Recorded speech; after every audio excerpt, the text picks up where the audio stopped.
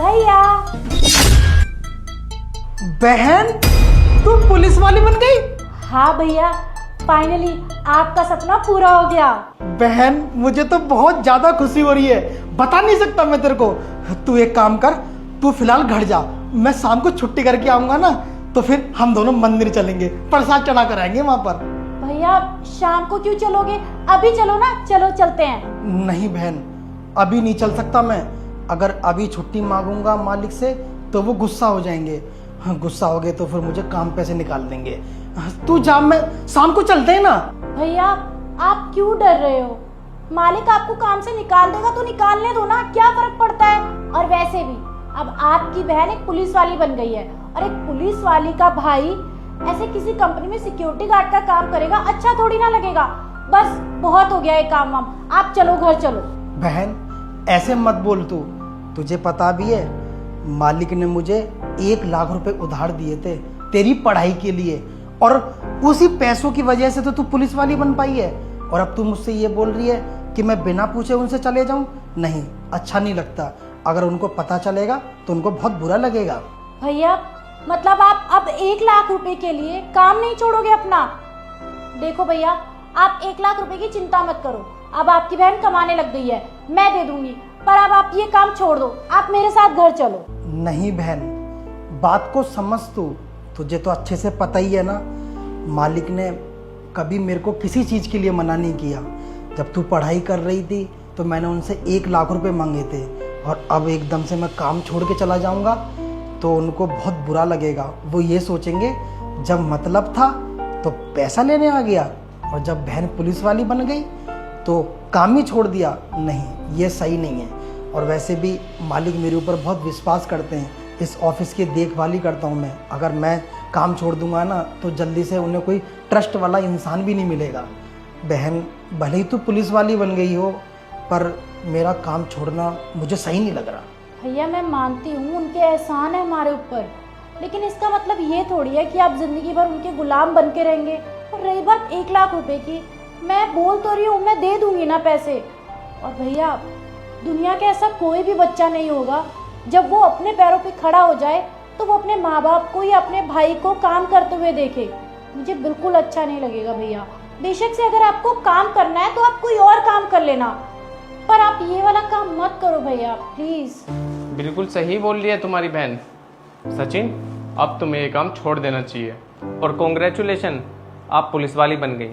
Thank you so much sir. Sir मेरी ना आपसे एक रिक्वेस्ट है, आप प्लीज़ भैया को बोलिए ना कि वो ये काम छोड़ दें, क्योंकि मैं नहीं चाहती कि मेरे भैया और काम करें। सर हमारे माँ बाप बचपन में ही गुजर गए थे, उसके बाद से मेरे भैया ने ही मेरी देखभाल करी है, मेरी पढ़ाई लिखाई के लिए इन्होंने बहुत मेहनत करी है।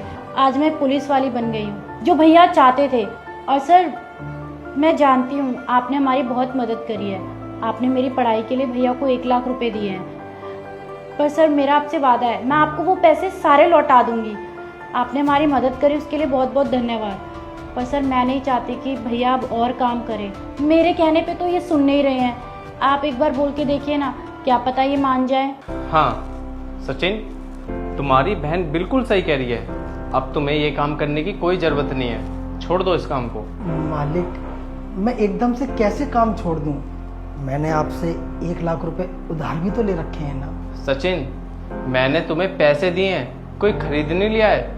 वैसे भी अब तो तुम्हारी बहन पुलिस वाली बन गई है, अब तो पैसा आता ही रहेगा।